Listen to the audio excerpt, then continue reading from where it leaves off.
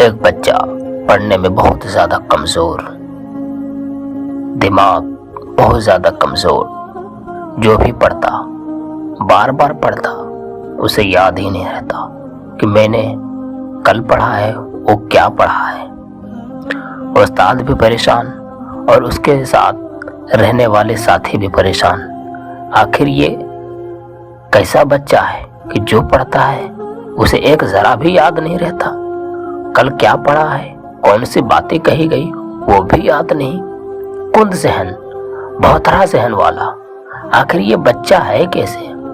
یہ تو پاگل ہے، یہ تو سمجھنے سے بھی قاصر ہے، اس کے جیسا دنیا میں کوئی ہوگا بھی نہیں۔ بچپن میں انتہائی کمزور دماغ لے کر پیدا ہونے والے وہ بچہ جسے رسول خدا صلی اللہ تعالی علیہ وسلم نے خواب میں اپنے پاس بلایا اور لعاب دہن سے اس کا ایسا علاج کیا کہ وہ وقت کا مقبول امام بن گیا۔ آپ جانتے ہو وہ امام کون ہے؟ وہ کند ذہن آدمی کون ہے؟ وہ کند ذہن بچہ کون ہے؟ آخر آپ سننا چاہتے ہو تو دیکھو اور غور سے اسے یاد رکھو اور لوگوں کو بھی بتایا کرو کہ تم پڑھنے سے کبھی بھی ہمت مت ہارا کرو، مت ہار جاؤ کہ ہمیں سمجھنے نہیں آتی، میں سمجھ نہیں پاتا، میں بڑا ہو گیا ہوں تو لوگ مجھے کیا کہیں گے۔ ان لوگوں کی پرواہ کبھی مت کرنا۔ اگر تم یہ بات سن لو گے تو کبھی بھی پرواہ نہیں کرو گے۔ یاد رکھو، اسی طریقے سے دل میں ایمان کی تڑپ موجود ہو تو کند ذہن، بھوتھرا ذہن، دماغ بہت کمزور ہونے کے باوجود اللہ تبارک و تعالی اس کی لگن دیکھتے ہوئے اس کے لیے علم کے اسباب، علم کے اوزار، علم کے ہتھیار پیدا کر دیتا ہے اور اس کو ذہانت کا منبع بنا دیتا ہے۔ تاریخ میں کئی ایسے مسلم اسکالر اس کی مثال ہیں کہ دور طالب علمی کے دوران ان سے پڑھا ہوا یاد نہیں رہتا تھا، لیکن وہی بندہ، وہی انسان وقت کا امام بن جاتا ہے۔ جانتے ہو کون سے؟ بہت سے ایسے عالم دین ہیں، بہت سے ایسے بچے ہیں جو پڑھنے کے دوران بہت کمزور رہتے ہیں۔ لوگ تانا دیتے ہیں، لوگ اگر مثال بھی دیتے ہیں کہ یہ تو بچہ پاگل ہے، یہ تو بچہ اس طریقے سے ہے، ایسا ہے، پڑھنا نہیں آتا، لکھنا نہیں آتا، دیکھو تو اسے جو بتایا گیا تھا کل اسے وہ بھی یاد نہیں۔ اسی طریقے سے لوگ تو بہت زیادہ تانا بازی دیتے ہیں اور وہ بچہ بھی پریشان، لیکن وہ ہمت نہیں ہارتا، پڑھنے سے ہمت نہیں ہارتا، وہ کوشش کرتا، لیکن اللہ اور اللہ کے پیارے حبیب صلی اللہ تعالی علیہ وآلہ وسلم سے ان کے لگن نے ان کے سینے کو نور علم سے بھر دیا، ان کے لیے غیب سے اسباب پیدا ہو گئے، اور وہ کند ذہن اور جن کی یادداشت کمزور تھی عالم اسلام کی قابل فخر شخصیت بن گئے۔ 14ویں صدی کے عالم جناب علامہ سعد الدین تفتزانی کے ساتھ بھی یہی معاملہ درپیش تھا کہ وہ شروع میں، وہ ابتدا میں بہت کند ذہن تھے، لیکن یہی علامہ بعد میں فلسفی تفسیر و حدیث کے امام تصور کیے گئے۔ درجنوں ایسی کتب تحریر کی جو نسلوں تک علم سے سینوں کو منور کرتی رہی ہیں۔ ان کے قرآن کی تفسیر پر مبنی کتاب کشف الاسرار سرمایہ علم ہے۔ علامہ سعد الدین تفتزانی ایران کے علاقہ تفتزان میں پیدا ہوئے تو انہیں قاضی عدد الدین کی مدرسے میں تعلیم کے بھیج دیا گیا۔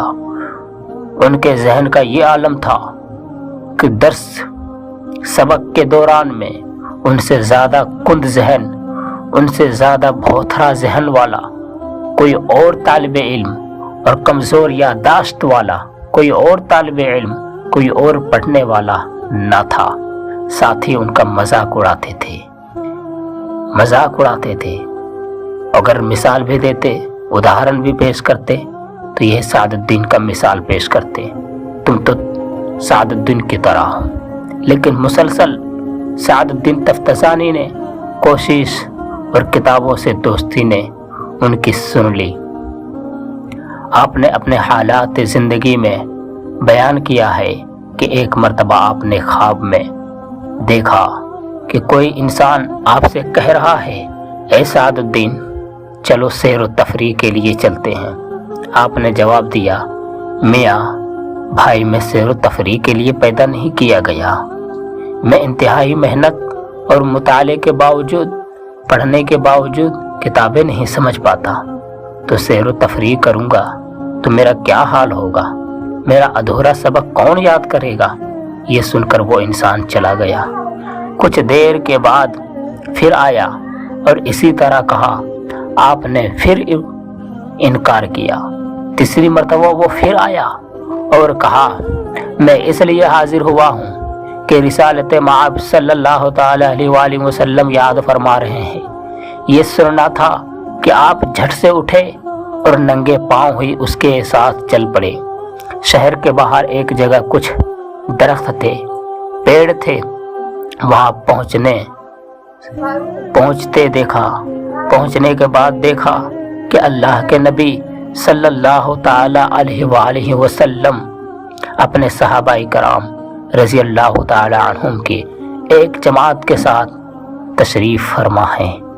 آپ کو دیکھ کر سرکار دو عالم صلی اللہ تعالی علیہ وآلہ وسلم نے تبسم آمیز لہجے میں پوچھا، اے سعد میں نے تم کو بار بار بلایا، تم نہیں آئے۔ علامہ سعد الدین بیان کرتے ہیں کہ میں نے عرض کیا، آقا میں اور میرے ماں باپ آپ صلی اللہ تعالی علیہ وآلہ وسلم پر قربان، مجھے معلوم نہیں تھا کہ آپ صلی اللہ تعالی علیہ وآلہ وسلم یاد فرما رہے ہیں۔ اس کے بعد آپ نے اپنی کند ذہنی کی شکایت کی، بتایا کہ میں بہت زیادہ کند ذہن ہوں، میں جو بھی یاد کرتا ہوں کل اور آج سنا نہیں پاتا، میں بہت زیادہ ذہن ہوں، میرا دماغ بہت کمزور ہے، یادداشت کمزور ہے۔ آپ نے یہ سب شکایتیں بیان کی تو حضور اکرم صلی اللہ تعالی علیہ وآلہ وسلم نے فرمایا، اپنا منہ کھولو۔ آپ نے منہ کھولا تو حضور اکرم صلی اللہ تعالی علیہ وآلہ وسلم نے اپنا لعاب دہن آپ کے منہ میں ڈالا اور دعا دے کر فرمایا، اب جاؤ، تمہیں اسی واسطے بلایا تھا۔ علامہ تفتزانی فرماتے ہیں، میں بیدار ہو کر جب اپنے استاد قاضی عزیز الدین کی مجلس میں حاضر ہوئے اور درس شروع ہوا، سبق شروع ہوا، تو سبق کے بیچ میں آپ نے کئی اشکالات کیے، کئی سوالات کیے، کئی اعتراضات ہوئے، تو ساتھیوں نے خیال کیا کہ یہ سب بے معنی اور فضول کی باتیں ہیں، یہ سب بھی باتیں ہو سکتی ہے کیا، کہ یہ سب بھی سوال ہو سکتے ہیں کیا؟ ان کے ساتھیوں نے یہی گمان کیا، مگر علامہ تفتزانی نے ان سوالوں کو جواب دیتا گیا اور ہر سوال کے جواب دے رہے تھے۔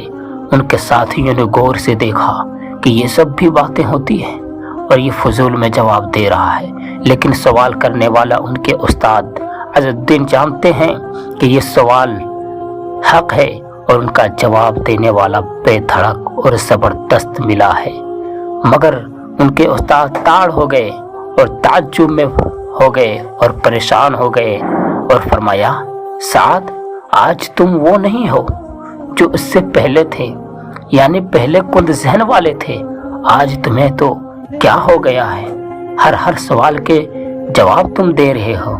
استاد مکرم اس طریقے سے ان کے پاس سوال کیا اور پوچھا تو استاد مکرم کی نگاہ کا استعجاب دیکھا تو تنہائی میں انہیں رسالت مآب صلی اللہ تعالی علیہ وآلہ وسلم کی کرم نوازی کا معجزہ بیان کیا۔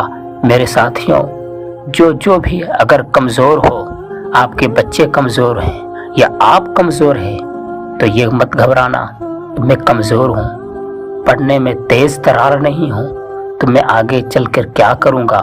فضول کی باتیں پڑھوں گا، میرا پڑھنا لکھنا سب برباد جائے گا، ایسا نہیں ہے.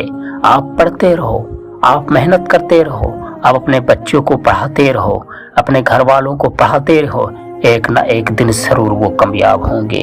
کیونکہ حدیث شریف ہے, جو جس چیز میں کوشش کرے گا وہ کامیاب ہوگا. دیکھ لو آپ نے علامہ صفتزانی نے کتنی محنت کی. کل جو یاد کرتے تھے وہ بھول جاتے تھے, لیکن ایک وقت ایسا آیا کہ وہ تمام اماموں کے وہ سردار بن گئے.